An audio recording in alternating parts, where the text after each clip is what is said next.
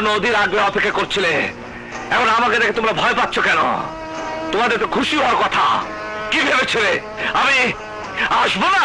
আমি জানতাম তুই আসবি, তাই এই জায়গায় তোর দাফন করার লিগা এনে আসার ব্যবস্থা করছি। কি ভেবেছিলি তোরা আমি বনে গিয়ে সন্ন্যাসী হয়ে গেছি, নিজের নাম পরিচয় বদল করে ফেলেছি? না, আমার বংশ, আমার রক্ত, আমার পৌরুষত্বের শরীরে আছে। ভাইজান, কি দাঁড়িয়ে দাঁড়িয়ে আমার সাথে কথা বলছো? বসো।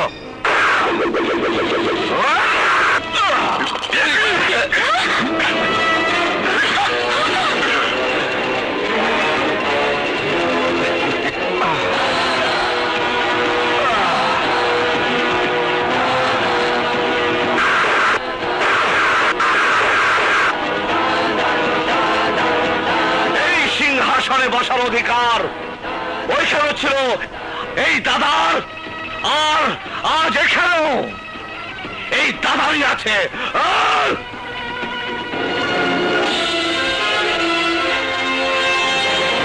মোকাবেলা করার মধ্যে অনেক পার্থক্য বিসমিল্লাহ খান। বিয়ের মর্যাদা তুমি কি বুঝবে? তোমার কপালে তো আর বিয়ে নেই। হ্যাঁ, তুমি ঠিকই বলেছ, বিয়ে আমার কপালে নেই। কেননা যখন খোপায় ফুল সাজিয়ে, হাতে মেহেদি লাগিয়ে, গলায় গহনা পরে আমার স্বপ্নের মানুষকে মনের ভেতর আসন করে দিয়ে বধূ সেজে অপেক্ষা করেছিলাম যে আমার মনের মানুষ এসে আমাকে নিজের করে বধূ সাজিয়ে নিয়ে যাবে। কিন্তু শেষ পর্যন্ত যে আমাকে বিয়ে করতে এসেছিল সে আমার মনের মানুষ হয়ে আসেনি, এসেছিল বিয়ে বাড়িতে রক্তের বন্যা বয়ে দিতে, আমার ভাইদের খুন করতে। স্বপ্নের মানুষ যদি খুনি হয়ে যায় তখন সেই মেয়ে বধূ হবার স্বপ্ন দেখে কিভাবে? ওই দিনে সেই আসরে কি হয়েছিল, কেন হয়েছিল তা তোমাকে বলে বুঝিয়ে, তোমার গলায় বিয়ের মালা পরিয়ে তোমাকে বধূ সাজিয়ে নিতে আসেনি রাজা। শোনেন, আজ বিকেল 5টায় দাদার একমাত্র বোন শিউলির বিয়ে হইব, আর শিউলির দোয়া করেন লাগা আপনি অবশ্যই আইবেন। তোমার মতো ছোট লোকের কথায় একটা কলঙ্কিনী মেয়ের বিয়েতে আমি যাব? অসম্ভব। যাইতে আপনার হইবই। যদি না যাই? যদি না আসো তাহলে গ্রামে না থাকবে তোমাদের কোনো কাজ, না থাকবে তোমাদের বাড়ি ঘর, আর যাকে আসতে হবে সে হচ্ছে এই রাজু। নিজেকে অনাথ বলে আমার বিশ্বাসে অমর্যাদা করেছিস, এটা তোর প্রথম অপরাধ ছিল। প্রেম করে তুই আমার বোনের সর্বনাশ করেছিস, তুই তাকে ধোঁকা দিয়েছিস, এটা ছিল তোর দ্বিতীয় অপরাধ। এবার তৃতীয় অপরাধ করার চেষ্টা করিস না। আজ বিকেল 5টায় শিউলিকে কবুল করে তোকে বিয়ে করতে হবে, নয়তো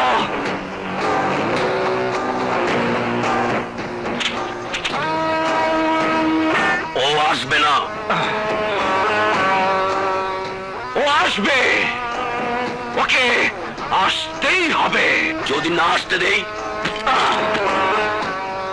যদি ওকে বাধা দেওয়ার চেষ্টা করিস তাহলে আল্লাহর কসম আমি তোদের দুজনকে টুকরো টুকরো করে রাজুকে এখান থেকে উঠিয়ে নিয়ে যাবো।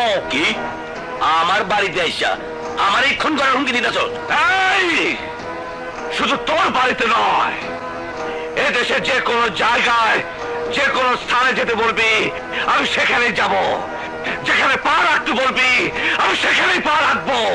কিন্তু একবার যদি আমার এই হাত উঠে তাহলে আমি কাউকে মনে রাখবো না, আমি সবকিছু ভেঙে চলে তস তস করে ফেলবো। একটা দোষকে আটকা। তুই বিনা অস্ত্রে এখানে এসেছিস, আজ তো এখান থেকে কিভাবে ফিরে যাস সেটাই আমি দেখবো। অস্ত্রের প্রয়োজন তোদের আছে, আমার নেই। আমার জন্য এই হাতি হাতিয়ার, কথাটা মনে রাখিস, নয়তো কেউ বাঁচতে পারবি না, কেউ পারবি না। কি এত বড় কথা? হ্যাঁ, বিশ্বাস না করলে তাদের ঘাট থেকে মাথা আলাদা হয়ে যাবে। হ্যাঁ, আমি দাদা, গরিবের দাদা।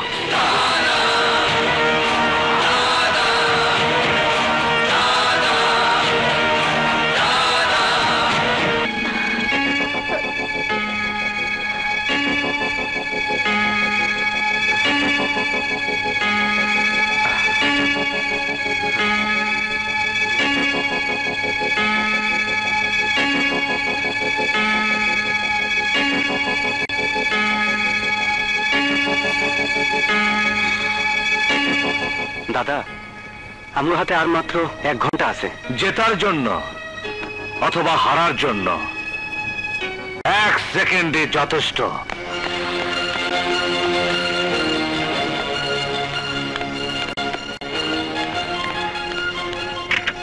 এই দাঁড়া, কিরে বল, দাদার ভয় ওরে নিয়ে গ্রাম ছেড়ে পালা যেতেছ? না, আমি ওকে দাদার বাড়িতে নিয়ে যাচ্ছি। হ্যাঁ? আমার বোনের কি হয়েছে? হ্যাঁ, কি হয়েছে তো? সত্যি ঘটনা আমি জেনে গেছি। কিসের সত্য ঘটনা? সত্য ঘটনা এই যে, আমার বিয়ের দিন তোমরা বিপ্লবের দাদি আর তার বোনকে খুন করেছো। মিথ্যা কথা, সব মিথ্যা কথা। কেটা কইছো তোর এই কথা? আমি কইছি। তুই? হ্যাঁ, সত্যই। কেননা আমি যখন আহত হয়ে মৃত্যুর লাগে পাঞ্জা লড়তেছিলাম, তখন ওই দাদা ফেরেশতার মতো আইসা আমার জীবন বাঁচায়া সে শহর চলে গেছিল।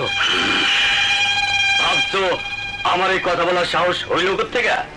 নিজের থেকে। ওই দাদা যখন এই গ্রামে পা রাখছে তখন থেকে। এখন তোমরা আমার কিছুই করতে পারবো না। আমার মালিক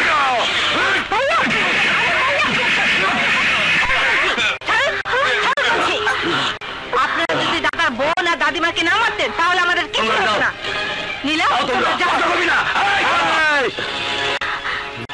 এখান থেকে চলে যাবার চেষ্টা করলে তোদের দুজনকে আমি খুন করে ফেলবো।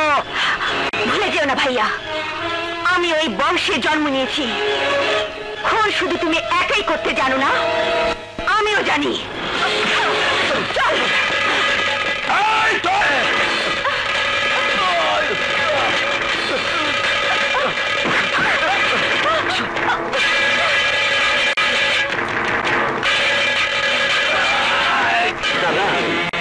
রাজু আর নীলারে বাঁচাও। টাইগার আর চিতা অগরে খুন করার লাগে লোক পাঠাই দিছে। তুমি না গেলে এখানে আসার আগে অগরে খুন করে ফেলাইবো। এই! আমার গাড়ি বের কর।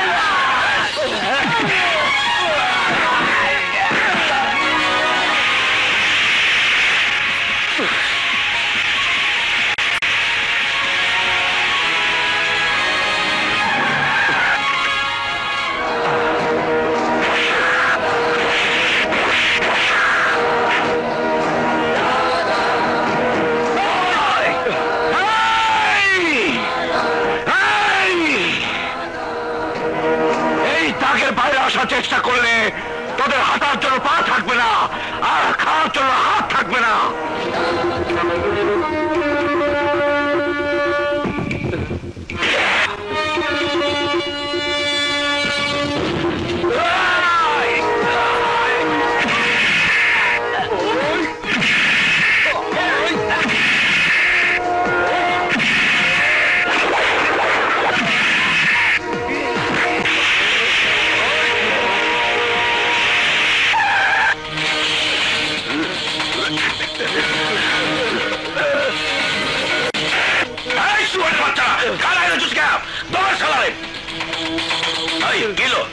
পাত্রের মতো খারাপ জুৎকা দশ চালাবে।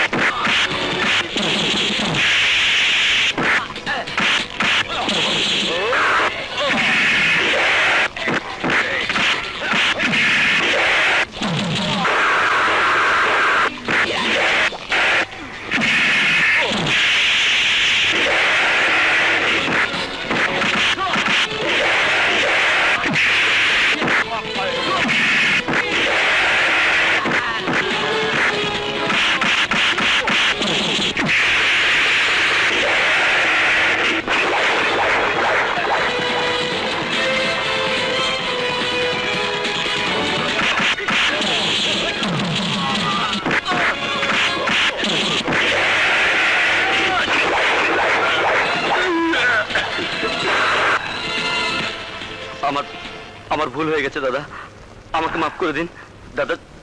চলুন দাদা, 5টা বাজতে 10 মিনিট বাকি আছে, চলুন। দাঁড়াও,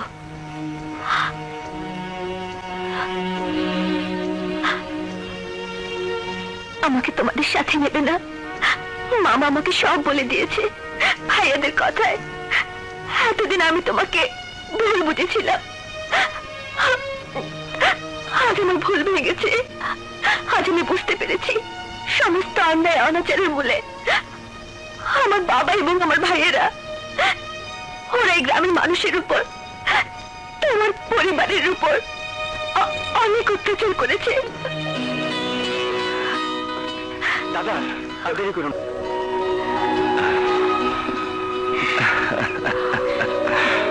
দাদা এখানে দাঁড়ায় থাকবা? চলো চলো। আরে মামুরা, খারাপ খারাপ খারাপ। যাক, অনেকদিন পরে এই বাড়িতে শান্তি পাইলাম। এইখানে শেষ না, আরো একটা বিয়ে বাকি আছে, এইটা আমার দায়িত্বে।